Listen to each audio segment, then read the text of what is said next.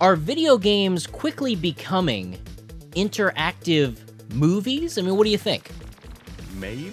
Let's get digitally distracted.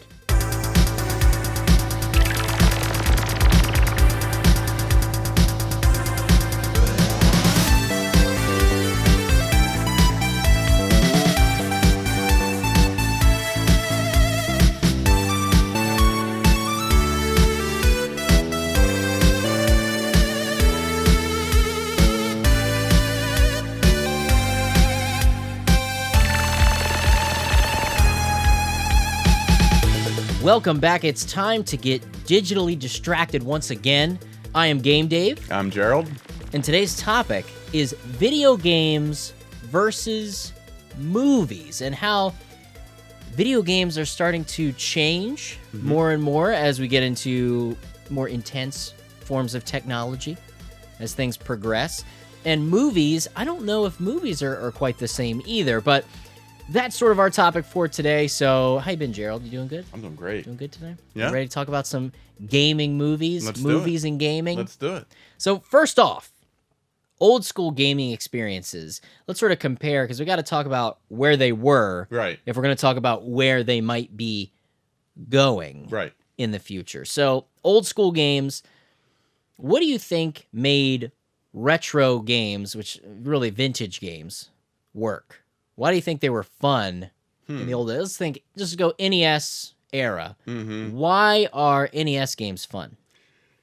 Well, I think they were fun when they first came out because, graphically speaking, it was amazing. It was something completely different. Isn't that funny looking at that now and Right. saying, that was amazing? I mean, what a leap forward. From the Atari. Yeah. Yeah, the Atari know? that was rough. Like, I have an Atari 2600. It's very rare that I plug that bad boy up. I mean, it was a lucky find at a yard sale. And I was like, you know what? It's pretty mint. It's got some games with it. It'd be nice to have one. I picked it up. Had no experience with Atari as a kid. But I think, even then, I think the Atari would have been a little bit too primitive for me to wrap my mind around. Yeah. Yeah. Did you start with an Atari? I did not. I had some friends who had Ataris, and kind of similar situation. They never really captured my imagination. So you stayed away. I stayed away. Really no interest in them. Yeah, very simple, single screen games, very simple graphics. And I think the main thing you had to use for those older school graphical games is your imagination. Yeah. So I know there's a lot of talk in the gaming YouTube community about the Indiana Jones game and how it's like you really have to use your imagination to realize what the different sprites are representing. 'Cause Right. The things on screen in Atari games don't really represent them. And I think when we got into the 8-bit generation with Nintendo's graphics, it was a little bit easier to represent Oh, things. absolutely. Absolutely. But still primitive. yeah. Primitive. The game I remember playing before the NES, so on the Atari system, was Pitfall. And that was the first game that I remember I really wanted that game. So you had some semblance of like your little figure, Yep. and you would swing across alligators. Yep, and there were things like backgrounds. You kind of moved from screen to Yeah, screen, which was yeah, kind of new. It wasn't yeah. just one single screen. that. And then, of course, the NES just took that to a whole other level. Yeah.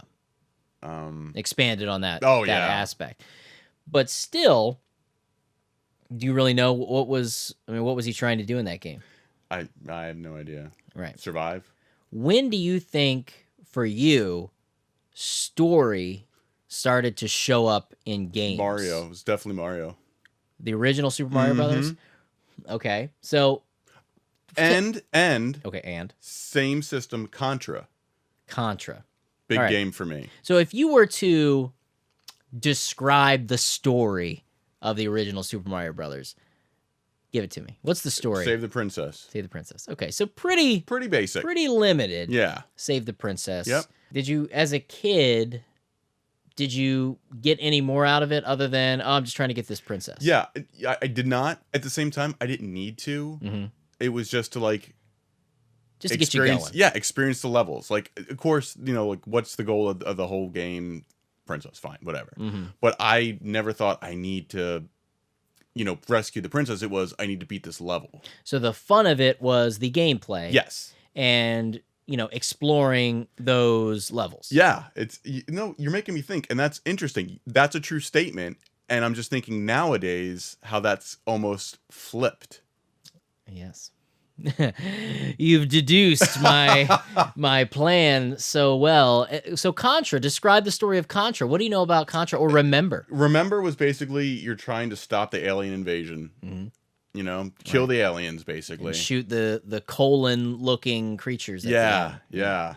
Going inside the monsters. Yeah. Yeah, Contra. Ooh, Contra was a tough... I was never good at Contra. Mm-hmm. Still not good at Contra. Even with the Konami code, still terrible. Wow. At Contra. I never beat Contra. Did you ever beat Contra? I did. I don't beat very many games, Mm-hmm. as per previous episode I think we talked about. Yes. But I beat Contra and I beat Life Force, which was... The shooter. Yes. A very good game. It was a great game. I relied on my sister's boyfriend at the time, who was a couple years older than I was, so his hand-eye coordination was more developed than mine, and beat it with his help. And I remember it was the coolest thing. I think that might have been the first game that I beat. Life Force? Yeah. Wow. And it was so cool. Yeah, mine would have definitely been Super Mario Brothers. I'm sure that was the first game I finished. Because that's what I think is so great about Mario games is for the most part, most anyone could finish them. Yeah. With minimal frustration. Yeah. Like there's levels that are annoying, but aside from all the secret stages and unlocking every little thing and the little intricacy of the world, most people can beat my mom used to beat Super Mario Brothers all the time. Like it was nothing. It was easy. Oh, Joyce. Oh, Joyce. Game Joyce. Getting her cameo in.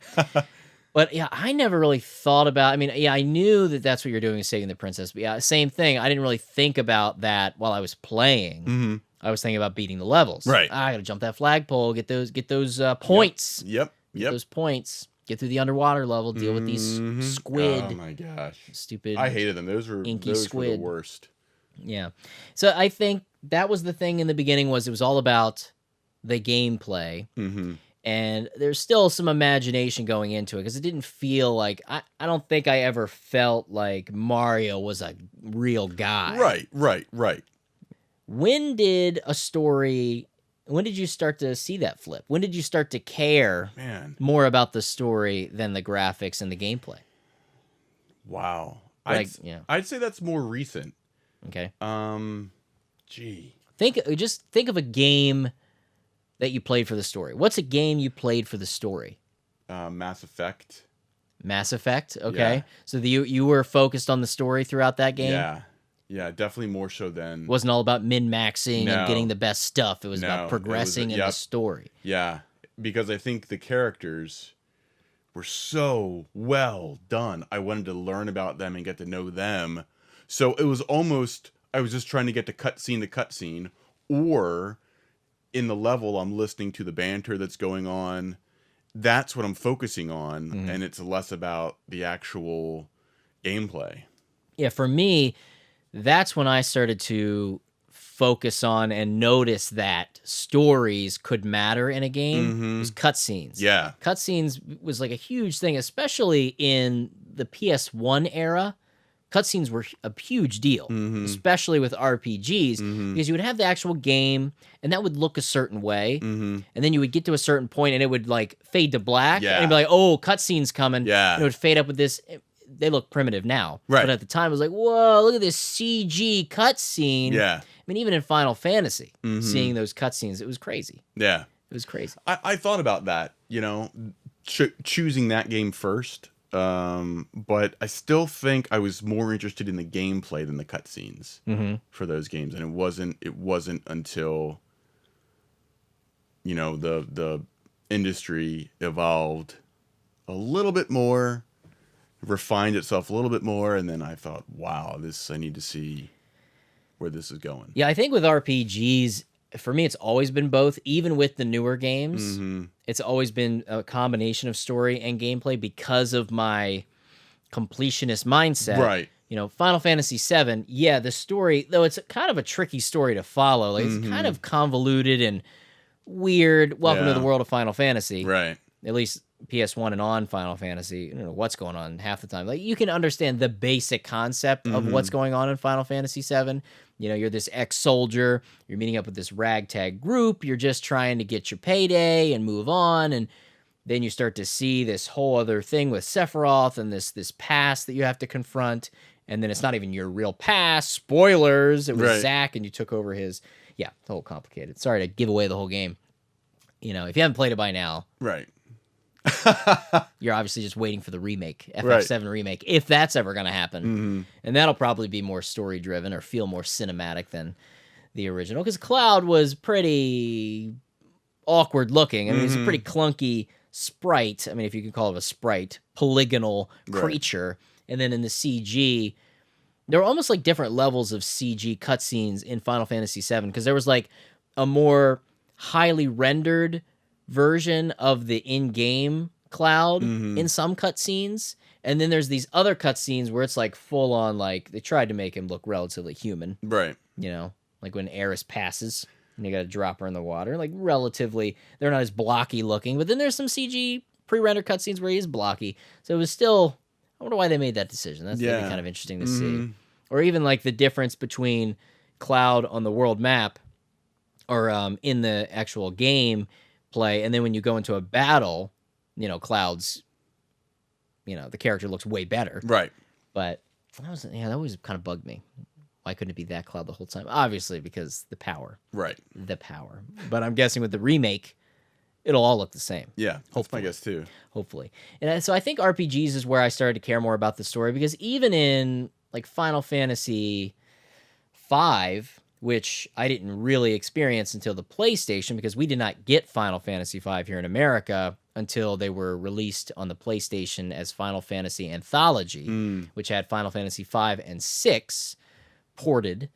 And I fell in love with Final Fantasy V. And it's such a quirky, kind of goofy game, but there's a story to it that I was really into. I was really into Bartz's travels, or Butts, as he's known in Japan, which is a B-U-T-Z. Did you know that? I did not. Butts. Did you play Final Fantasy V? I did not. So Final Fantasy V, I think, is where it really got to the nitty-gritty of the job class system, where you were unlocking job classes throughout the game as you went and tried to protect these crystals, and the crystal fragments would give you the job classes. Gotcha. And there were so many, and that's such a non-story thing. Like, the job classes have nothing to do with the story. So it's like this totally separate abstract thing, which allowed me to kind of separate the way I played the game and the way I enjoyed the story, because they didn't have to do with one another in a weird way. But all the Black Mage, Time Mage, Blue Mage, Ninjas, Samurai, like, it was crazy, the different classes that were in Final Fantasy V. And it's just such a fun game. And there's some death that you got to deal with. Like, everybody whines about Aerith dying, but I mean, Final Fantasy V is a little death situation. The pros out there know what I'm talking about. You know, and I felt for that. Suikoden, which of course, Right. big fan. The big thing is your loyal servant throughout the first half of the game, who's with you the whole time, sacrifices himself for you, and I remember that mattering. And even that game it's a 2D sprite based game. It's not a 3D game, even though it was on the PlayStation. That mattered to me. That's impressive. I was like, dang, why I care about these characters. Right. And that's when the story started to matter, and it got to the point where I wanted it to be almost like it was a movie. Right. And there actually is, in Japan, there were Suikoden movies, I think, based on the original novel, which was just about, 108 Stars of Destiny come together. They're not really like the Suikoden games, totally different situation, but that's that deep Suikoden lore that I'm not going to get into. But to go back to our constant reference to Dungeons and Dragons, my first Dungeons and Dragons campaign that I full-on DM that we completed was based on the story of Suikoden. Oh, interesting. Because I was like, none of these guys have played Suikoden. Right. Perfect. We basically went through the storyline elements, the major story elements of Suikoden, and I could pull them from memory. Right. What did your players think of that? Oh, they loved it. Wow. And it wasn't until later on that I was like, it's actually kind of based on Suikoden. Huh. Because I added some gameplay elements that were kind of from the Suikoden games. as like an additional thing. That's like pretty cool. Suikoden is sort of magic all comes from the runes in the game, which are like these sort of orbs that can be embedded in your head or your hands. In the original game, you'd only have one. And then in the second game, you'd have three. So what I did was, as certain characters would progress in their, I guess, personalities and their role-playing, in addition to their level and things like that, they would acquire these runes in certain story situations that would be attached. It would give them special abilities in combat that they otherwise wouldn't have in the game, that didn't exist. And they were all based on runes from Suikoden. So it was like that mix of the gameplay and also the story. Yeah, Suikoden's story really got me. And Suikoden 2, same sort of situation where it's like, you know, getting emotional over a video game. I think that kind of... Which is crazy when you think about it. Oh, yeah, especially a 2D sprite-based game. That's insane. A lot harder to get emotionally invested in an 8-bit game on the NES. Like the original Final Fantasy, which I played and loved, the story felt super bare bones, almost Super Mario style, where, I mean, the original Final Fantasy story is that you are these warriors of light that are sent out on a quest to restore light to the crystals of the world that basically run the world and keep it in balance or whatever, and avoid chaos, which is a spoiler. The final boss is chaos. Big winged freak, a creature, a Batman, a winged freak Batman. But when you start Final Fantasy, did you ever play the original on NES? No. So this is how it goes. You start the game up. It gives you like a little backstory about the light warriors. And then you hit start. If you start a new game, you have 4 character slots, and you choose what class you want them to be: fighter, black mage, white mage, thief, black belt. Black belt, there's a class that isn't talked about much in Final Fantasy, the old black belt.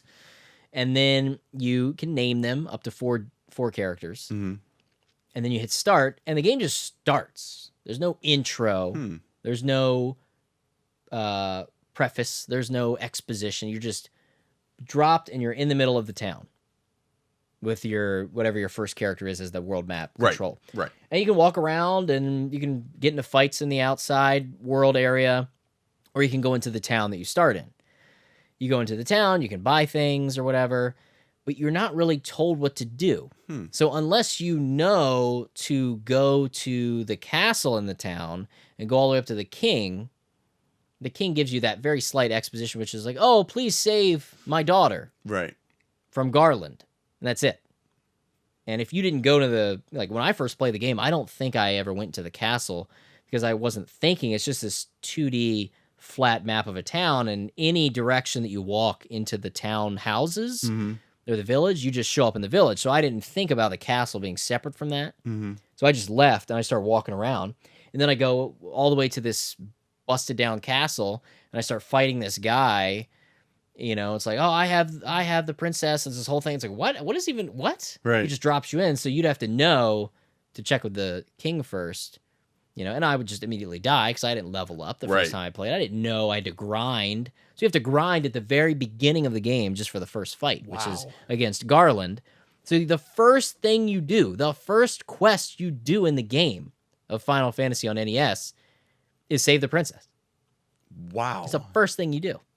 And then you get sent off to relight the crystals. And it's still super abstract and not detailed enough to where you really know what your purpose is or who you are, or why you matter, why you're even there. You just pop up. Like if you're these famous warriors of light, like what have you been doing up to this point? Right. How did the light go away? Like it's just it's like the light in the crystals just stopped, I guess, is the impression that it gives you. And then saving the princess, the king's like, all right, you saved my daughter. I'm going to build you a bridge so you can go explore the other parts of the world. And then the real intro of the game starts, and you go off on this journey, again, with no explanation. Just, all right, I build you a bridge so you can go get to work. But doesn't tell you what to do. So you're just exploring until you hit a town, or you hit something that you can talk to. Or you find a cave. It is like it feels like the most open world you could get on the NES. You are given no direction. You're just plopped in there and you go. Right. And it's almost synonymous with Breath of the Wild. if you took away the intro to Breath of the Wild, Gotcha. You really just kind of go out and you're just there with no direction. You can just figure it out. Good luck. You know, I mean, there's a little bit of exposition in the beginning when you get your Sheikah Slate and you're waking up as Link or whatever, and then you just go out. Which, to be annoying, Link. So Breath of the Wild is the first game where you have to be named Link. Like he is Link. The other games you could name him. You know, which I prefer. You know, I don't like to be I want to be me. Should be Dave. Right. Frustrating. Is that weird? That's... Do you name characters in RPGs? Do you name them Gerald? No. Jer Bear? No. No? No. Really? Yeah. So you just keep there. So when you played Final Fantasy VIII, which apparently... It's so weird. We've known each other so many years. I did not know you were a big Final Fantasy VIII fan. How did that never come up? I don't know. Weird. Very strange. Very, very strange. So did you kept his name as Squall? Yeah.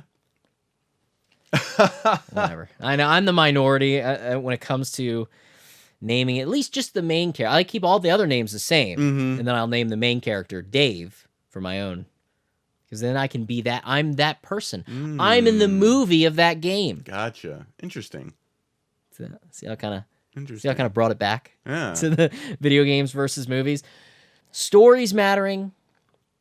I think when we got into the 3D realm, it was easier for a game to feel like an interactive movie. Yeah, absolutely. And cutscenes certainly helped. And the fact that you were looking forward to cutscenes in Mass Effect... I think shows how good that game's story was for you. How'd you feel about the last Mass Effect? And I know everybody hated it. You know, I didn't mind it. Yeah. Yeah. I can see how if there was a certain expectation that So you think it was an met? expectation issue that ruined it for people? Yeah, I do. My bar was pretty low. I mean, I was disappointed with the second ending. So I didn't really appreciate the second ending until maybe a year ago. I was reading an article about it, and they suggested a couple things about the ending. And I thought, you know what, I can appreciate that now. But at the time I didn't. So my bar was really low. Going into it. So you were able to enjoy it. Yeah, exactly. Because I suspected I was going to enjoy the build up to the ending and the gameplay, and I did, but that's what happened to me with Final Fantasy 15. Okay. Is I went into it thinking I was going to hate it because I was like, who are these hipster douches? Right. With their fancy car, son of the king, he's a spoiled brat. Man, funny. And then I was like, oh wow, go in with low expectations. Yep. Just like in life. Yep. No matter what. Expect the worst. Right. And you'll be happy every time. Do you think Mass Effect should or could have been a movie? Man, you know, the games were so good, and if you took away all the gameplay and just focus on the story and the characters, could they have made a good... Because let's see, I'm not a Mass Effect player because I don't like spaceships. Right. I don't like space in my RPG fantasy. fair enough. That's just me. I got to get over that. It's my problem, not yours. Don't complain about it in the comments. They will. But yeah, if you took all that out and just had the story and characters, could Mass Effect be a good movie? I'm going to say no, because they did such a good job with the game. It's a huge part of it. Yeah, I mean, Without there's something would be missing. Yeah, there's no... So, let me rephrase your question. So, would they remake the games into a movie? Or if the games didn't exist and you just look at the cutscenes and made this, flesh this out into a movie? Yeah, if you took the solid, just look at the first Mass Effect. If you took just the story of Mass Effect and, did whatever you had to do to fill in the in-between. Gotcha. And give some backstory and end story. Okay. Could that make a good movie? Yeah. Yes. Yeah, If it was absolutely. entirely based on it and it didn't do the classic thing that video game movies do where they try to make it their own, Right. it would be fine. I think so. And you think it would do well? If it I had do. Had the right cast? Yeah. And the right direction? Yeah, I do. Okay. I never thought about that, and that kind of blows my mind. That's something I think about a lot when I'm playing a story-driven game, especially a role-playing game. wonder if this could be a movie, which is sometimes a bad thought to have because then they do it and it's awful. Because, Right. that's like the curse Right. of video games becoming movies, and generally doesn't go well. Generally. What's the first video game movie you remember seeing? Have you seen any? I watched probably... Now, in our conversation, I might think of an earlier movie, but the first one that I think of is the Final Fantasy movie. Okay, the space movie. Yeah, another space movie. Right. Yeah. I forget the subtitle Sci-fi. of that. The Spirits Within. Yes, that's it.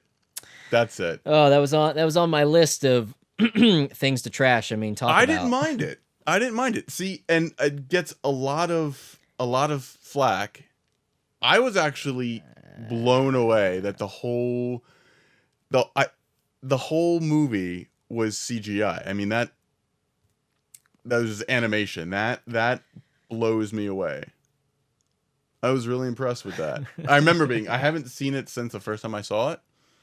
You didn't see it in theaters, did you? I did. This guy saw Final Fantasy. So you had the chance to be super disappointed in theaters, but you weren't. Yeah, I was. I did not see it in theaters. I saw it after.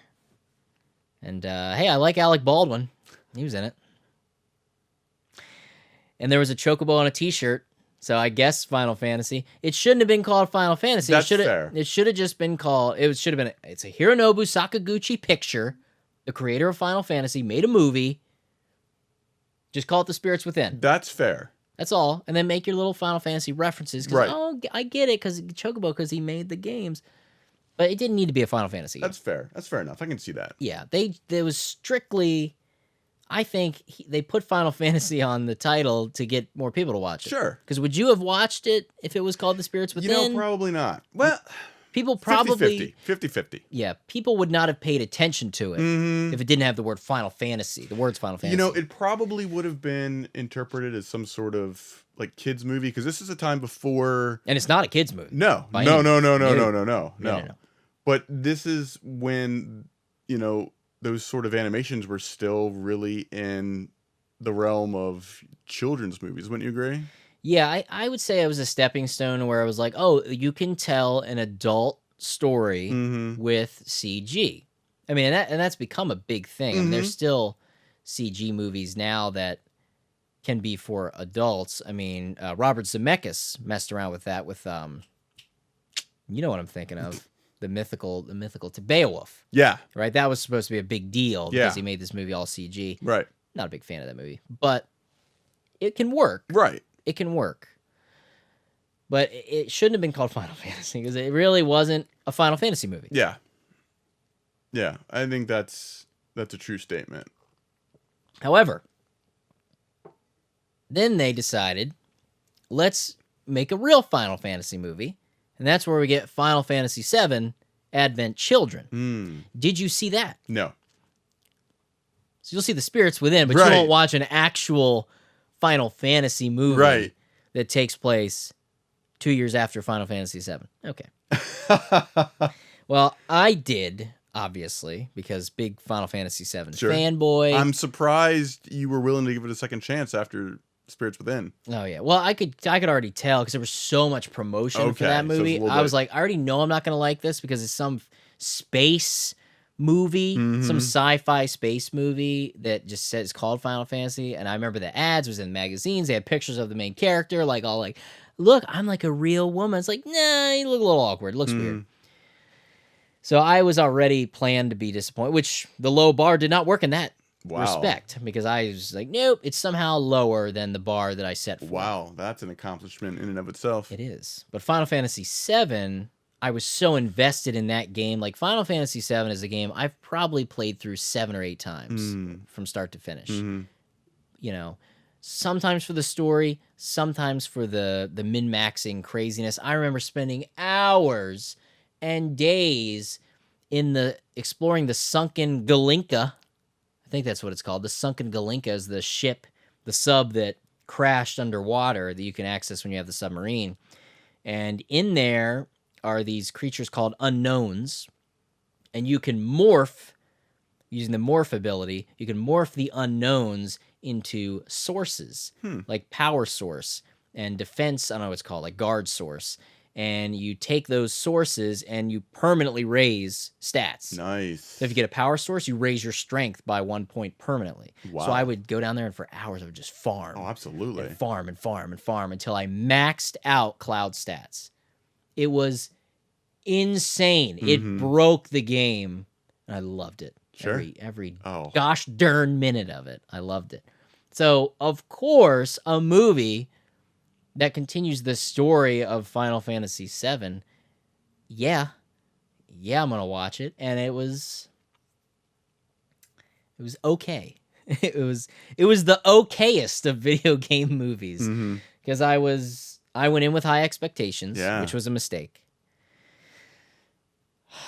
The voice acting was okay, pretty good. Cloud, this is the same guy who does the voice for Kingdom Hearts. Say what you will about Kingdom Hearts, but the voice actor they chose for Cloud, Steven, I believe it's Steven Bloom, Steven, whatever. I think his first name's Steven. He's a good Cloud voice. I like it. And so the voice acting was fine. The fight scenes were a little over the top. It's a lot of like, I call them fight scenes. Or remember the Chinese film Hero? Remember that? Yes. It was a big deal. And it was a lot of wire work. These fight scenes. That's kind of what it reminded me of. It was that style where they're just falling from the sky for 10 minutes fighting. Right. And it's a little ridiculous. And Cloud's still swinging his Buster sword while in the air. It's a little weird. So the fight scenes, some of them were really good. I think the first fight with Tifa was really good. That was a fun one. In the church, that short one. A little violent. But it didn't really progress much of the original game. It was kind of this whole Sephiroth has these weird spawn things, and they're like the incarnation of Sephiroth. So it was just another Sephiroth story. Gotcha. And that annoyed me. Because we got to put Sephiroth in because he's so popular. Can't not have a Final Fantasy VII movie without Sephiroth in it. I would have preferred like flashback scenes of when Cloud was a young person in soldier or guard. Well, he didn't actually make it. When he was a guard for Shinra, and he saw Sephiroth from afar. I think that would have been fun to explore, and then have some new villain or some new issue instead of it being these three sort of split off spawns of Jenova and Sephiroth or whatever, confusing classic Final Fantasy VII, super confusing whatever's going on there, that all just end up being, he just has to fight Sephiroth again at the end of the movie. So spoilers. Right. He fights Sephiroth at the end of the movie in the air. They fly around and fight. He is reborn. I didn't like that. I would want to see the next iteration. What's the next? Progress the story. Don't Sounds like rehash it. A missed opportunity, yeah. Yes. And then there was like an extended version called like Advent Children Complete because there were a lot of scenes they left out. Gotcha. It's actually a pretty long movie to be a CGI movie. The CG is amazing for the time. The music, really good soundtrack, good score. I bought the score before I bought the movie. Wow.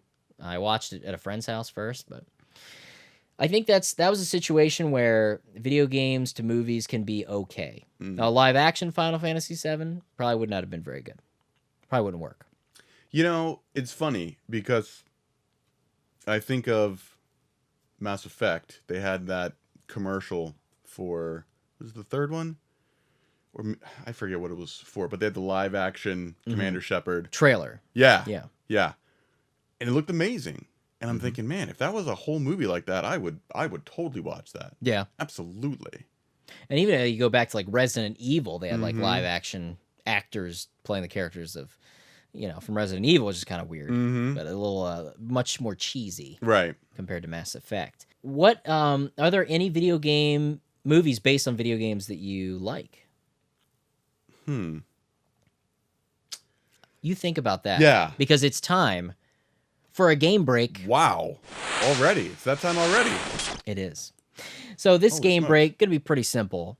I want you to think of a game, which we may have already answered this question. What game would you want to see made into a movie? So if you could pick a video game that you would want to see as a movie, what would that game be? What game should get the Hollywood treatment? Probably The Witcher. The Witcher? Yeah. Okay, I could see that. Yeah.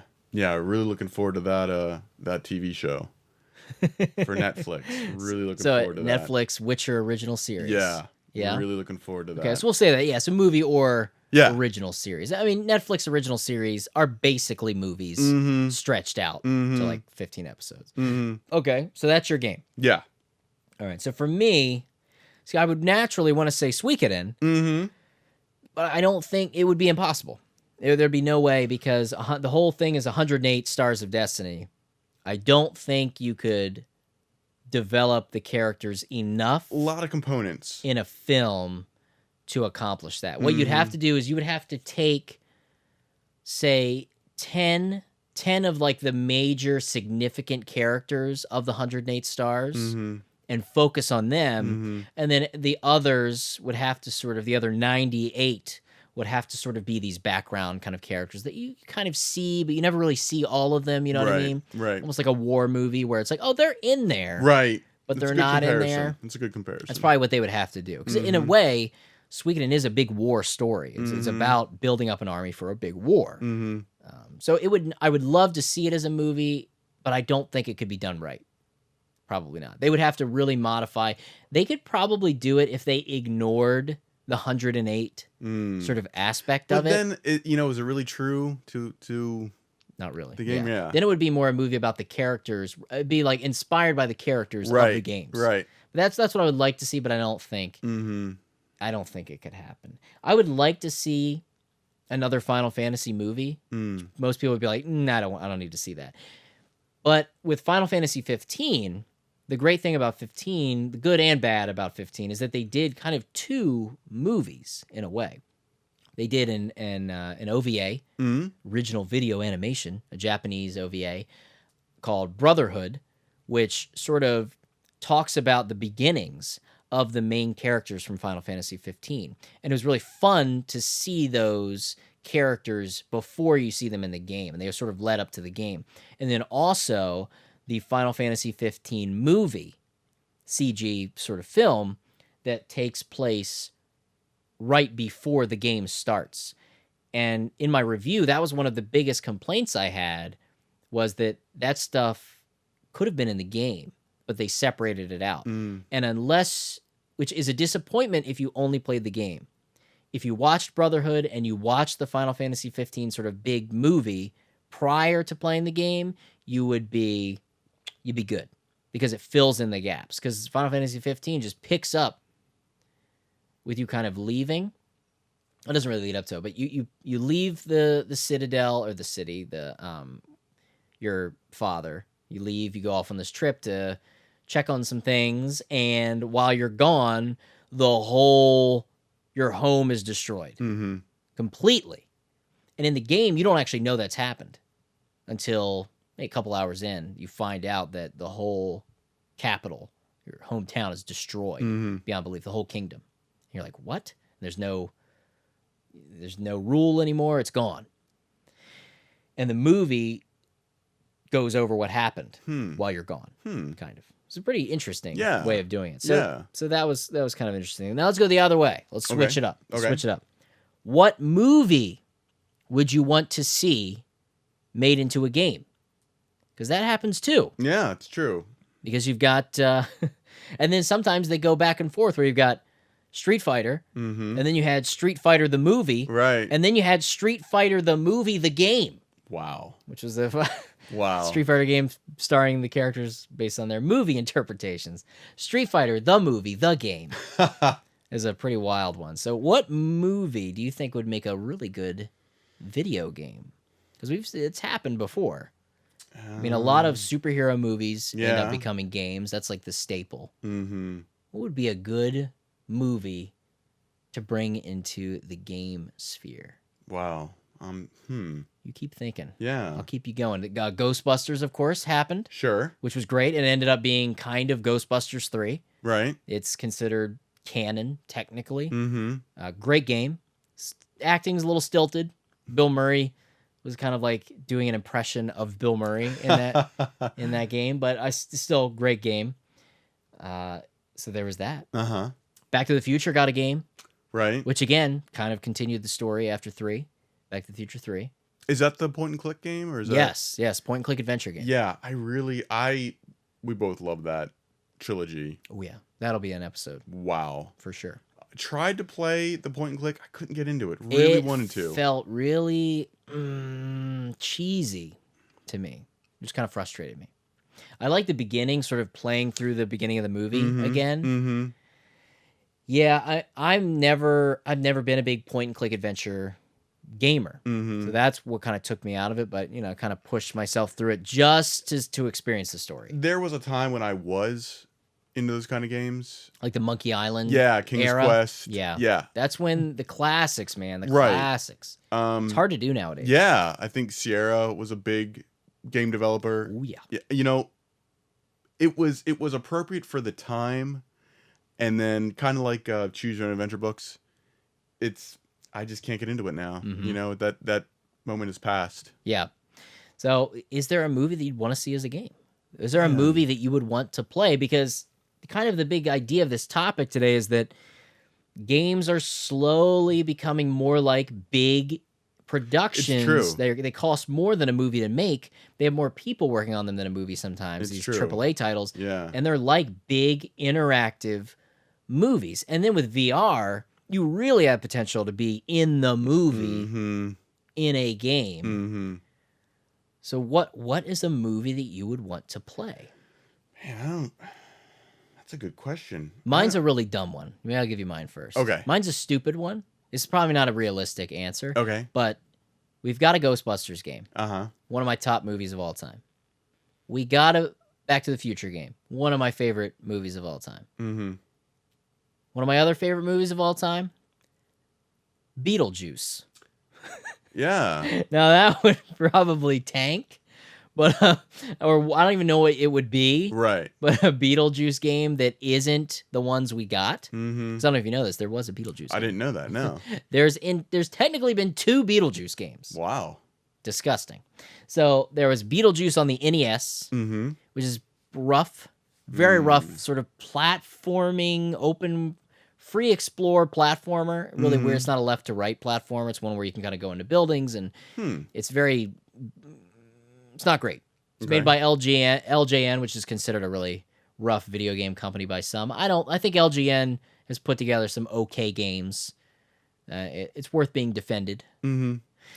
But Beetlejuice is not a great one. I own it. It's not a great one. And then with Lego Dimensions, you know the Lego Dimensions games with you have the little portal, and you get these figures and you place them, and then you can play scenes from movies and stuff in this Lego form. There was one for Back to the Future. There's been ones for Ghostbusters.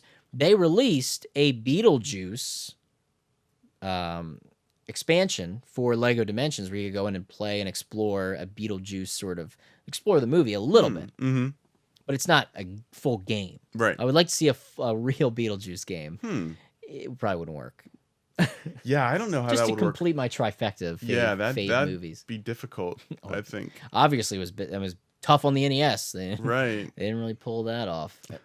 Now, a lot of movies in the NES era, there were a lot of movie-to-game adaptations of movies that you wouldn't think would be games. Like Beetlejuice, you wouldn't think that would be a game. No, you wouldn't.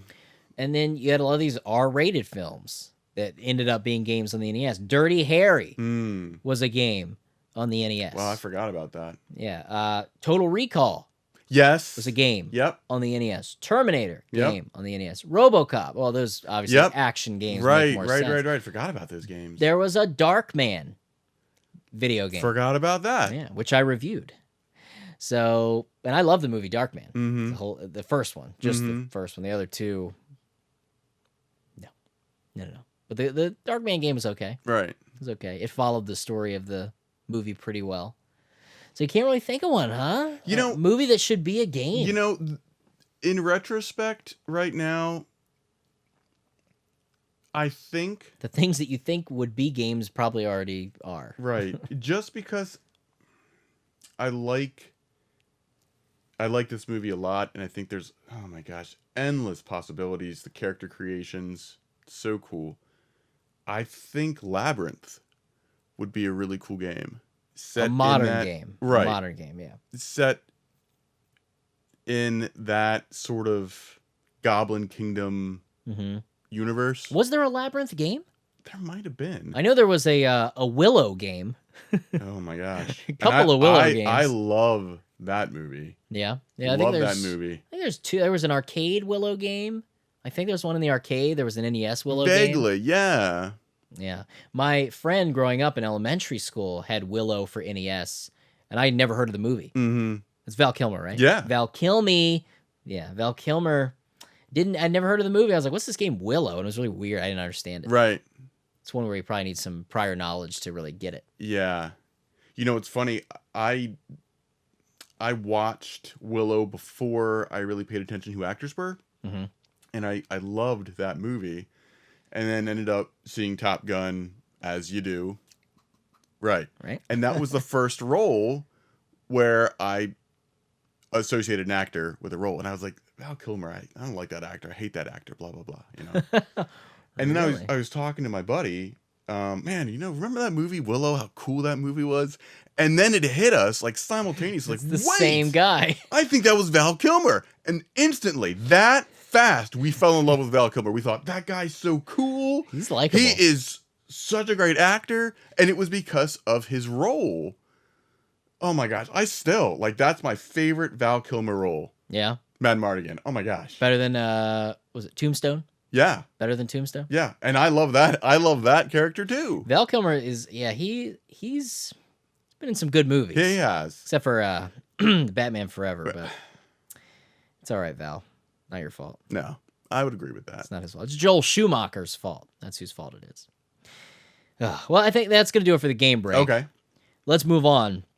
A couple more things I want to talk about.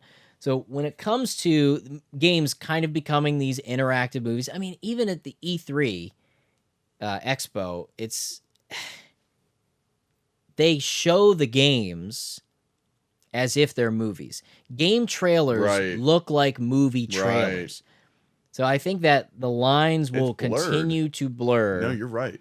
But it's that thing of, do you want to experience a story for 2 hours and 20 minutes in the movie theater, or do you want to experience it for 40 hours in a game? Oh, the latter. I went the latter. So you'd much rather. Yeah.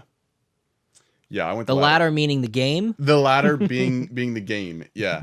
I want that extra content. You know, I want to know more about the story and the intricacies of the world. I get more engaged with games than I do movies. That's just a personal preference, but I feel like my choices matter more. I get more attached to characters more. I mean, shoot, some of my most emotion evoking responses have been with games, not so much movies, because you really do feel like a spectator. Yeah, you're not part of it. Exactly. Which is why, that's why I play RPGs the right way, by naming my main character, which puts me in it even more instead of acting. Like when I play as the character's name, I feel like I'm acting as that character instead of actually taking over ownership of that role, which is why I think the silent protagonist style in RPGs works so well. You know, I mean, Cloud talked a little bit, but for the most part, when it comes to RPGs of the PS1 era, it was a lot of silent protagonists. It's true. Voice acting wasn't a thing. You could easily put your name into the game. See, and this is where we're gonna differ. I like fight me, bro. Right. I like the voice acting. That's how I get engaged, is the voice acting. I like the voice acting when it doesn't force you. Here's the thing that really bothers me with the voice acting. This is where it frustrated me. Final Fantasy X had voice acting, right? So you were probably like, whoa, all these characters have voices. It was really this cool. is major, except for Tidus's questionable, the laughing scene, the ha ha ha, ha ha. Little awkward Yeah. voice actor, but, he did what he needed to do. Oren was my favorite character. Okay. Oh, he was so cool with his little, walking around. Yeah, he was. He doesn't even use both of his sleeves. He's so cool. Yeah. That guy. Yeah. Yeah, he was my favorite character. I remember seeing that character and like looking up to him and being like, wow, Oh, yeah. I want to be that dude. That dude is so cool. Oh, yeah. He was the first character after Tidus whose sphere grid I completed. Because, you got to complete the sphere grid sure. like a crazy boy. Right. But see, Final Fantasy X voice acting, but you know what? You could name Tidus. Because Tidus is a stupid name. It is. Titus is what most people called him, I think, in America. Right. Titus, T-I, Titus. But it's supposed to be Tidus. Sounds a little, questionable. A little weird name. But I named him Dave, and they did this. They were smart about it. Because when you hang out with somebody, I'm not constantly saying, Gerald. Hey, Gerald. Gerald, did you see that in the That's true. Usually you're just like, hey, man, come here. Hey, Right. Did you see this? And that's what they did with Final Fantasy X to avoid, they never had to say his name. Right. You could never. That's why you wouldn't know it was Titus or Tidus. Right. Because they never actually say his name in the game. Right. And what was the only thing I really cared about with Final Fantasy X-2 was that they maintained it. So even though Final Fantasy X-2 had voice acting, you don't name any characters in that game. But Yuna's constant reference to Tidus is never by name. It's always him. See, because they knew some people might not have named him Tidus. Right. So we can't use the name Tidus. and that annoyed me. I couldn't stand that Yuna wouldn't call you by your name. Well, And it felt, for me, it felt very disingenuous. well, I was because like, you don't know me. yeah. See, I knew she did know me, which is why she didn't say Tidus. Okay. It would have hurt her too, Gerald. Gerald. It would have hurt her too much Right. to say Dave. Right. So she had to just say, "Oh, him. I miss him. I miss him. I miss him." Or you. Oh, you. Oh, you. Oh, that stupid game. Never finished 10-2. One of these days, maybe that should be a game I stream on Twitch. Is like Game Dave grits his teeth and bears it to finish FF 10-2. Oh, I should not have said that because that's going to be You're going to get the requests now. It's going to be memed very quickly, and I will avoid it. Ugh, yuck. Ugh. Anyway, I don't even know how we got on that. But being in the game, Right. I guess is kind of the thing. And you're saying you get more emotional response and you feel more interactive and is cinematic Yes. in a game than you would watching a movie in the theater. Yeah. Yeah. Hands down. Okay. Well, there you go. Yeah. Just because between the cutscenes and between good voice acting, man, when you have a character death, even when you're like respawned. Yeah, character death is definitely more of a big deal in a video game because of the effort. Yes. Especially if you don't see it coming. Yes. Final Fantasy VII is like the cliche one to go with. I didn't know that Aeris was going to die because nobody else was playing Final Fantasy VII around me. And there wasn't like spoilers. There weren't Let's Plays and everything online to let you know. So I'm building up Aeris as a party member. Right. Putting all this effort into leveling and grinding and buying all the best weapons and armor, and then whoosh. Right.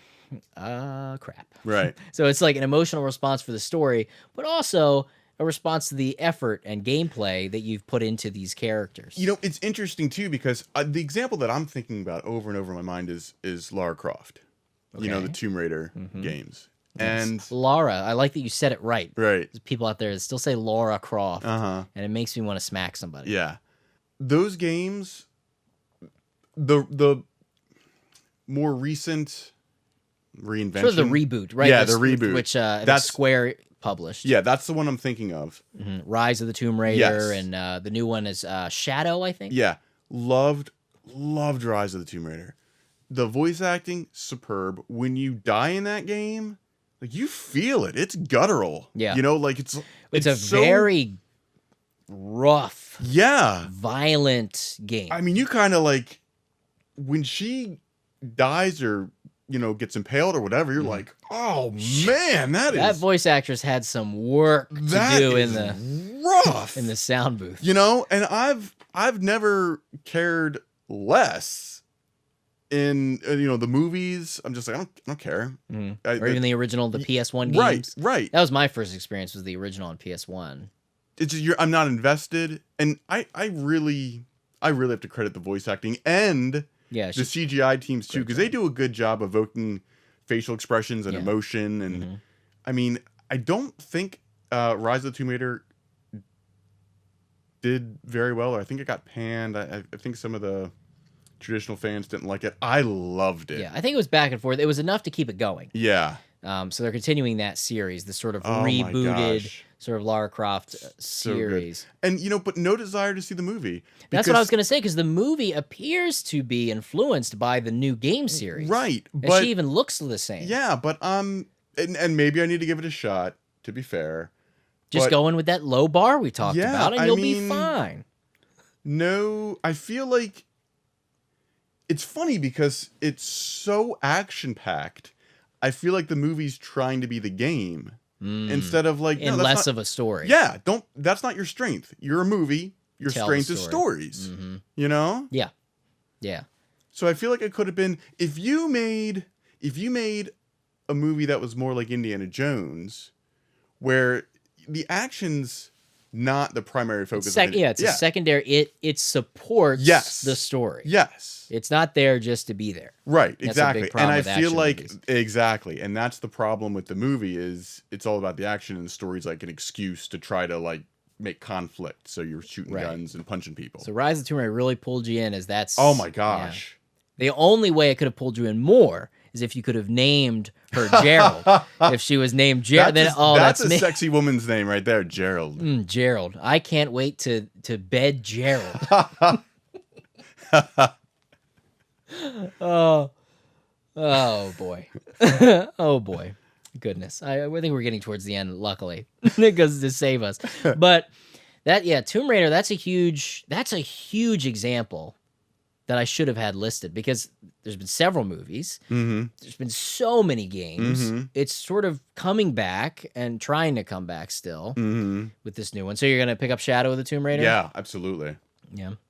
See, I was never a big Tomb Raider. I like the original. And me neither. That's I think speaks to... Sounds like I need to try it. Yeah, how great these games are is... I never was really sucked in the originals. I always thought it's like an Indiana Jones kind of knockoff or wannabe, and they just put a female, protagonist in there, and it just never drew me in. These games draw me in because they're gritty and they're dirty and they're just visceral. Yeah, Visceral. In a way that Indiana Jones could never be, and I love Indiana Jones. Yeah, but it doesn't try to be that. It tries to be its own thing, and I really give it a lot of credit for that. Well, there you go. So when it comes to a game, so we'll ignore movies for now, and we'll just look at games as interactive movies. What, if you have to, you'll probably say they go hand in hand, but try to not say they go hand in hand. Okay. What is most important? The way the game plays or the story? If you had to pick one, what's more important? Obviously, they go hand in hand. Right. But you have to pick, because back in the day, it was gameplay or story. It wasn't. You usually didn't get both. You usually didn't get both. That nailed it. It rarely nailed it. So if you had to pick one that was good and the other one is going to be bad, so it's definitely going to balance. The beam is going to get seesawed. So which one would you rather be good, the story or the gameplay for a video game? Oh man. Got him. That's rough. I think, man, I'll help you out. For me, it depends on the genre. Okay. So if it's a role-playing game, I can almost take crappy gameplay if the story is crushing it.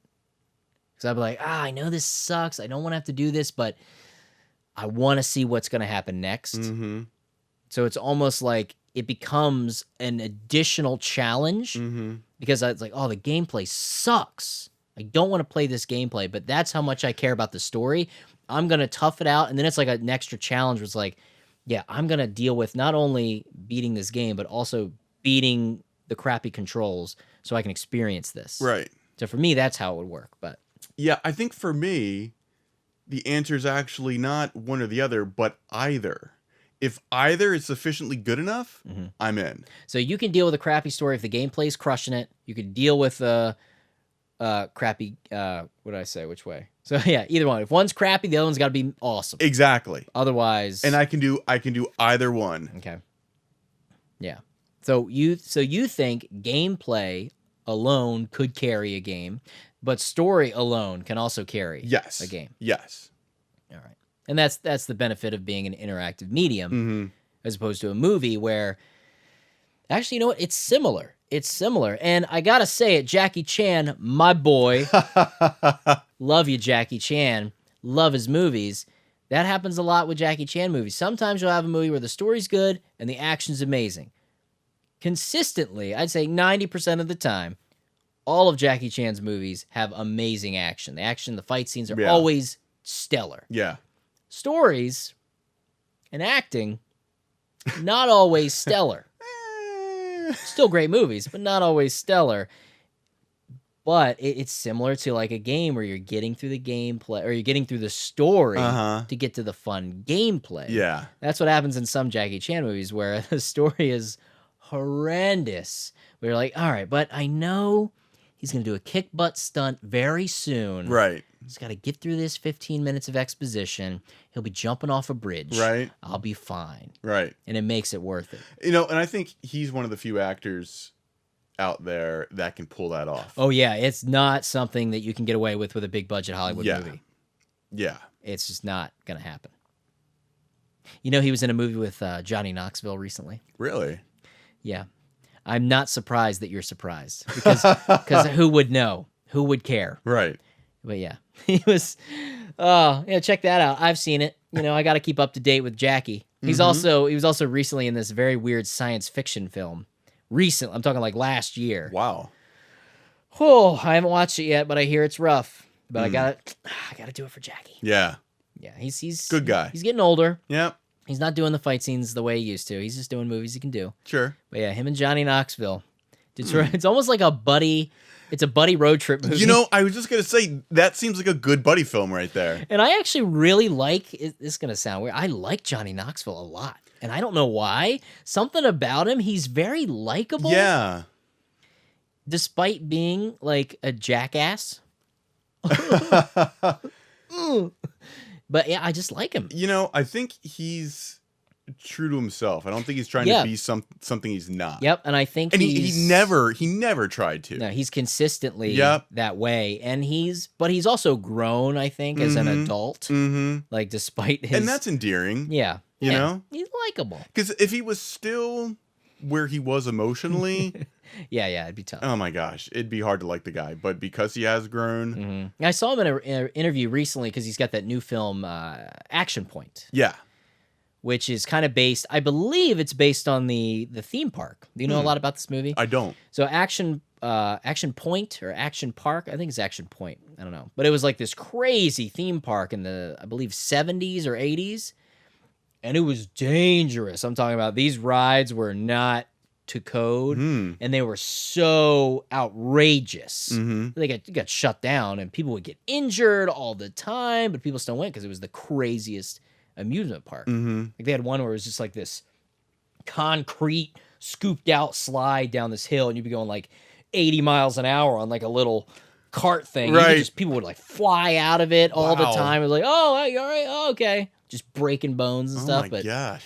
Yeah, so I think the movie is kind of about that, the ridiculousness of that park. And I think this guy that did ridiculous things. Right. You know. I kind of want to see that now. Yeah, I'm curious. I actually had recently seen it on one of my, I'm going to promote somebody who doesn't even know me, Defunct Land. It's this YouTube channel that I've just fallen in love with because I'm a big amusement park fan. So Defunct Land is this YouTube channel where they look at defunct amusement park rides that don't exist anymore. Wow. Like a lot of the ones at Universal Studios that I grew up with at Universal Studios are gone. Like the Ghostbusters show is gone. The Back to the Future ride is gone. Jaws is gone. Jaws is gone. And he's covered the history of those rides already. And that's what I first found. I was like, oh, I love this stuff. Yeah. And even about amusement parks I never visited. Right. He did one on that park. And it was really interesting. So Defunct Land, great YouTube channel. Check it out. If you're into amusement parks, really fun. I'm gonna check it Goes out. through the history, really in-depth stuff, and he's doing this.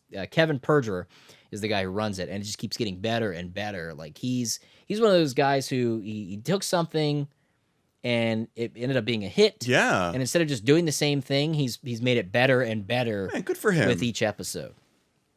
Defunct Land, not a sponsor, but he's getting the views, so he could probably sponsor us. He can sponsor us, and he also has a podcast where they kind of go more in depth, right, about the theme park that they've talked about. Yeah, really good. Check it out. I love theme parks too. Yeah, so it's almost like you can ride the movies, right? An interactive movie. Wow, whew, saved it.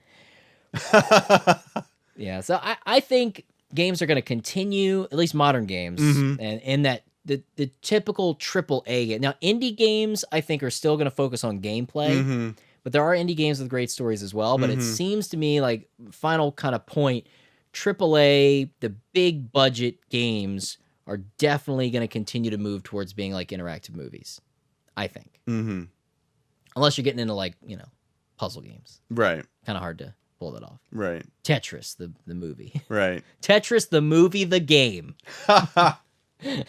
Oh no, it uses assets from the movie in the game. It's the same game, but it uses the assets.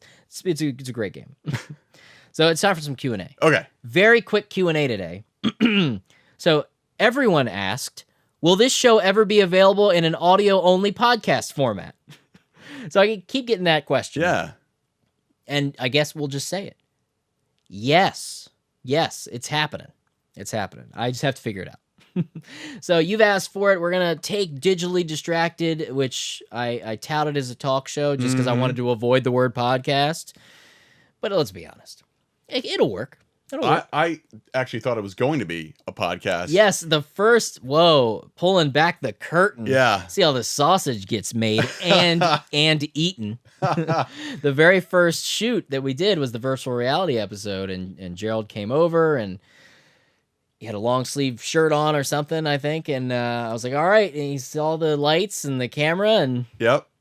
And I was like, oh, are we going to film this? Yeah. You said podcast. I thought it was just going to be microphones. And they showed me pictures of the set. And I was like, man, we're really we're method here, Yeah, isn't that funny that not once did you think to say, why would you buy chairs and mugs and a table and all that? Getting into...